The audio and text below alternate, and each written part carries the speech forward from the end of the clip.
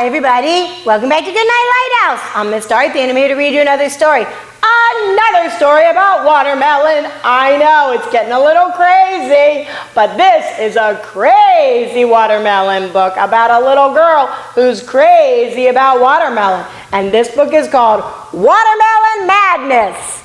Watermelon Madness. This is about a little girl who doesn't want to eat anything but watermelon and does something she shouldn't do and learns a big lesson. And we need to get inside this book and find out what this watermelon madness is all about.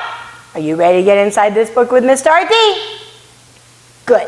I need you to sit up and listen up because here we go. Watermelon Madness by Taghreed Najjar, illustrated by Maya Fidawi. Nora is a little girl who loves to eat watermelon. She eats watermelon in the morning. She eats watermelon in the afternoon. Well, she must really like watermelon. She eats watermelon in the evening. Is that all she eats? One day, Nora sat down to eat with her family. Mama scooped mulakaya with chicken and rice onto Nora's plate.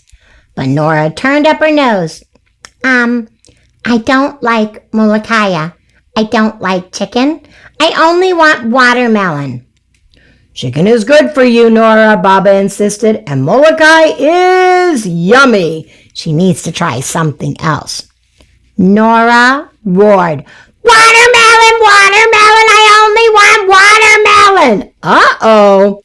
Mama was angry and said firmly, first, you eat mulakaya. Then you can have watermelon. She shouldn't have thrown a fit. That evening, Nora snuck into the kitchen and saw a big watermelon sitting on the table.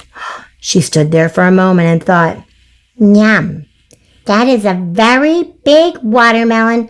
I want to eat it all by myself. Uh-oh. Nora took the watermelon and rolled it under her bed so that she could eat it after everyone had gone to sleep. She's being sneaky, and that's not good. She's disobeying. She fell asleep, thinking about the big watermelon under her bed. In the middle of the night, Nora felt her bed shaking. She opened her eyes and saw the watermelon growing bigger and bigger and bigger.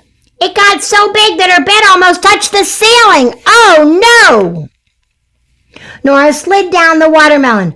Woo-wee! I'm so happy. This whole watermelon is all for me. I think that might be a little too big. Nora walked around the watermelon and found a door on its side. She opened the door and went inside the watermelon. She walked down a long hallway until she reached a bright pink room. Inside were a table and a chair made out of watermelon seeds. Nora sat at the table. I'm so happy. The whole watermelon is for me. Nora ate her first piece of watermelon. Yum! This watermelon is so delicious. I want more. And another piece of watermelon appeared right in front of her. How is that happening? Nora kept eating and eating and eating, and she kept saying, I want more, I want more, I want more. The moment she finished a piece of watermelon, another one would appear in its place. She's eating too much watermelon. Suddenly, Nora stopped eating. She felt herself getting bigger and bigger as the watermelon got smaller and smaller. Nora grabbed her belly and cried, ow, oh, ow, my tummy hurts. I don't want any more. I don't want any more. She's getting too big inside that watermelon. Nora opened her eyes and found Mama sitting next to her and patting her. What's wrong, Nora? What's the matter? Her Mama said. There was a giant watermelon under my bed and I ate so much of it, I felt like it swallowed me. It was just a really bad dream. Mama took the watermelon out from under Nora's bed. Who put this watermelon under your bed, Nora? Nora felt embarrassed. I did. I'm sorry, Mama.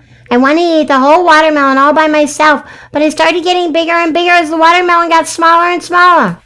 Mama smiled. Go back to sleep now, Nora.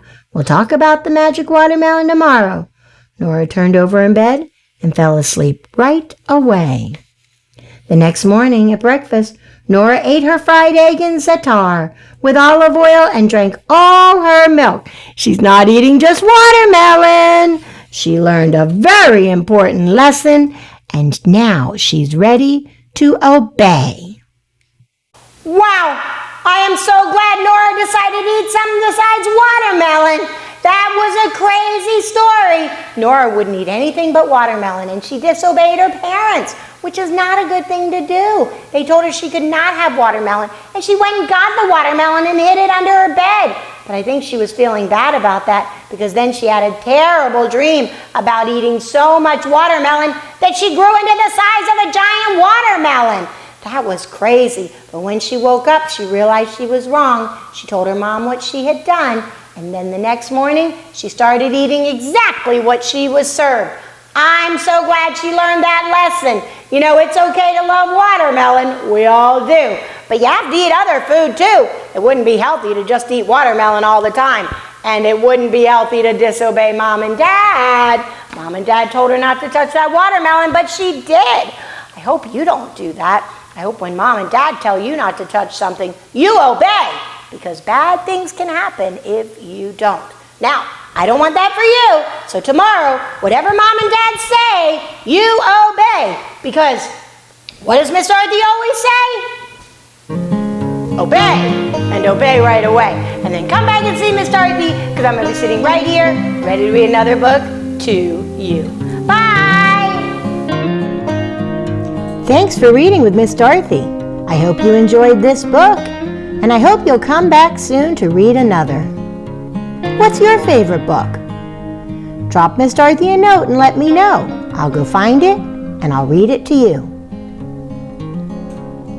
Be sure to subscribe, like, and share. I'll see you soon.